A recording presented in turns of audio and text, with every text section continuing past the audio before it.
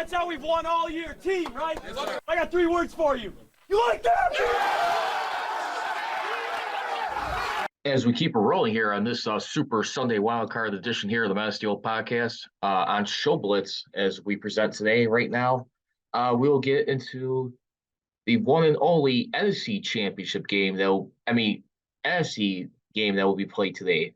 That will be the Minnesota Vikings hosting the New York GMen Giants right here, which would be an interesting contest right now. A lot of people who really suspect that this could be an upset special for the Giants right here.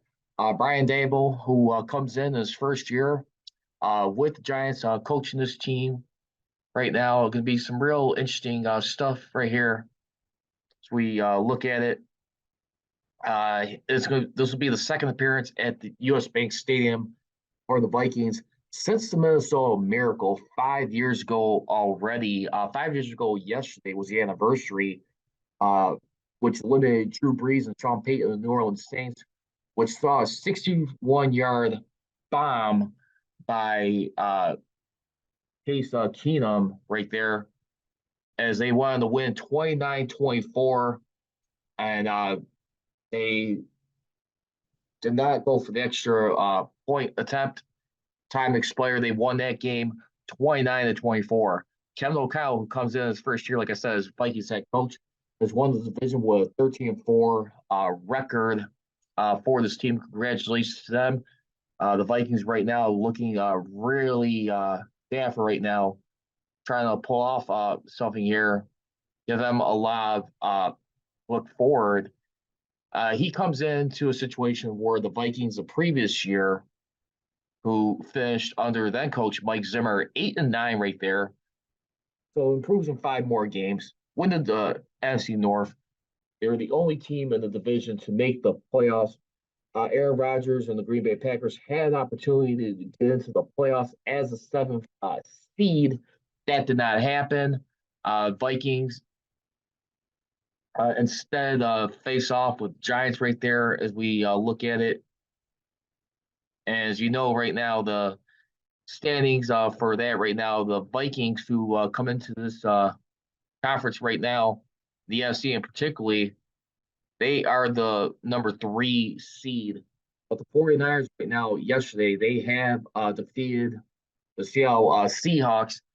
They will be automatically hosting a divisional opponent right here in that contest. So we'll find out right now shortly, because if the Giants do happen to win today versus the Vikings, if they do pull off the upset, the Giants will travel to Philadelphia to take on the Eagles, and the 49ers would host the winner of either the Bucks or the Cowboys right there. And I think that could be an interesting matchup in of itself right there. Don't think for a moment that Tom Brady has let that stuck in his craw, losing in front of his hometown to the very last pick of the draft in Brock Purdy right there. We'll preview that game this evening. The Cowboys visiting Tampa take on TB12 and the Tampa Bay Buccaneers right there, or as they always say, Tampa Bay. As for this matchup, like I said, Kevin O'Connell, who's done a terrific job as a Daboll, excuse me, his team ranks 8th with 424 points, as 7th in total offense with 6,145 yards right there. And right there, too, the Minnesota Vikings, which also, by the way, in addition to win the NFC North right there, their 1998 team still holds the record for most touchdowns scored in a single season, which is a 64. The Vikings, they do have 50 this season, and we'll see how this is going to be able to be pulled off right now. But as we look at, like I said, Kirk Cousins, who I just mentioned a few moments ago right there, he's a guy who's definitely had his moments struggling on prime time as a career and in big time games, to say the least. A guy who's really been like a journeyman quarterback, to say the least. Not a journeyman quarterback, but who came over from Washington after taking the job from RG3. And if we look at everything right there, for the most part. He is 4-11 in big games, especially under lights. This is going to be a late afternoon game, but Kirk Cousins, for the most part, when you break it down, I mean, as far as like in the postseason, he has a 1-2 record. His only win coming 3 years ago in New Orleans versus Saints, and where they knocked him out in that round right there. Saints were definitely heavily top heavy favorites as Super Bowl favorites, more likely a chance to get to a chance to return. They were fighting for the bye. They had to end up selling for the wild card round, which they got bounced one and done early. And that was the New Orleans Saints' last one and done since 2010, where they had to go on the road versus Seattle Seahawks, who had a losing record as defending Super Bowl champs. They will get knocked out in the first round. But other than that, I mean, you look at Kirk Cousins, his numbers right here in the playoffs. So not bad touchdown interception ratio. He's got 3 touchdowns with 1 pick. He's through for 774 yards altogether, with his highest being versus Saints, 414 yards through the air. He was 40 of 60 in that game right there. And he got sacked. I mean, in the playoffs, this is totality of the playoffs, excuse me. But in that game and where he defeated the New Orleans Saints right there, I mean, when you look at that game, Kirk Cousins, he went 19 of 31, 242 yards. He had 1 touchdown. He got sacked twice. But also, too, he had a pretty darn good running game, too, along with Dalvin Cook. Dalvin Cook, by the way, too, who's also having an extraordinary year as well. He's rushed for 1,173 yards, 8 touchdowns. He also caught for 295 yards off of 39 receptions. He has 1,468 yards of scrimmage, which includes uh, 10 touchdowns altogether, 2 receiving, 8 rushing touchdowns for the most part. And you got to believe right now, I mean, this team is clicking on all cylinders right here. And speaking of which, too, you look at one guy who's gradually been improving year by year. Has been their top receiver here on this team. I mean, for the Minnesota Vikings, when you look at everything, that'd be Justin Jefferson, who's drafted as the 22nd overall pick here in the 2020 NFL draft right here out of LSU. He's had a career year. He has had 1,809 reception yards off of 128 receptions with 184 targets, which his receiving yards ranks first, along with 8 touchdowns and a rushing touchdown. He's made the Pro Bowl every year, and congratulations to him. This is his very first All-Pro year for him this year. The Vikings, for the most part, have a pretty good home record. They are 8-1 this season for them, which is really good. I like to see where that ranks with everybody else in the league. But that is pretty impressive right there.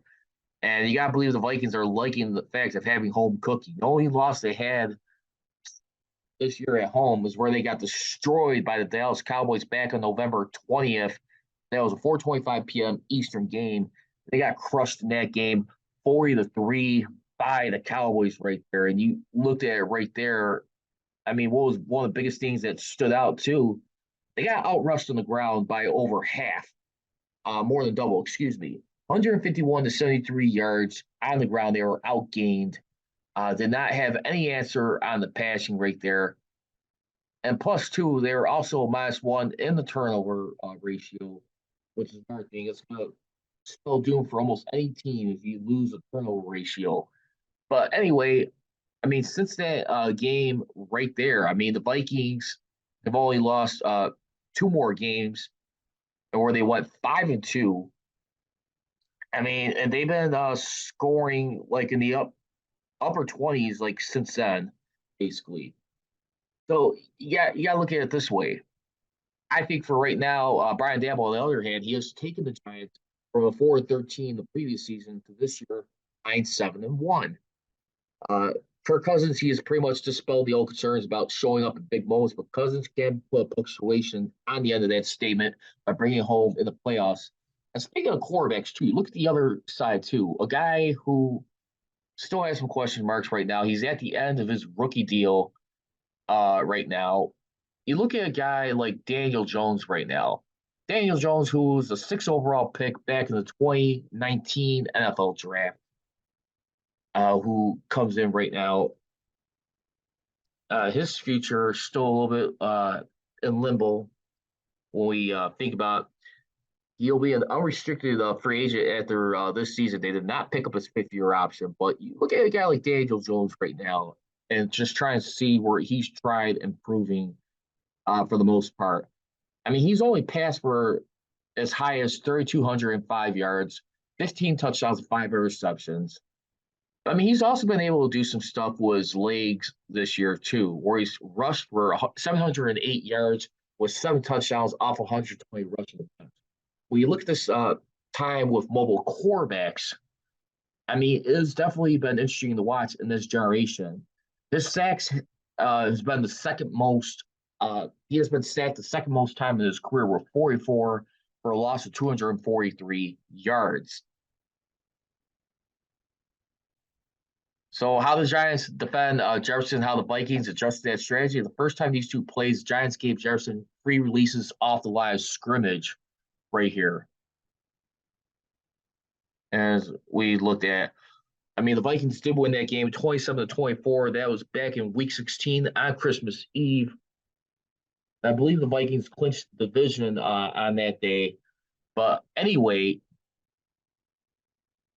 when you think about it, will they press him this time, opting for a plan that mirrors the Packers' approach in Green Bay?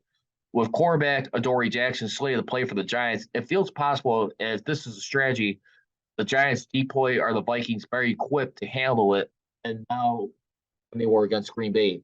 Even though Kyle admitted this week, this back and forth could be the story of the game and Minnesota's season. The final prediction of the score, this is from someone from The Athletic.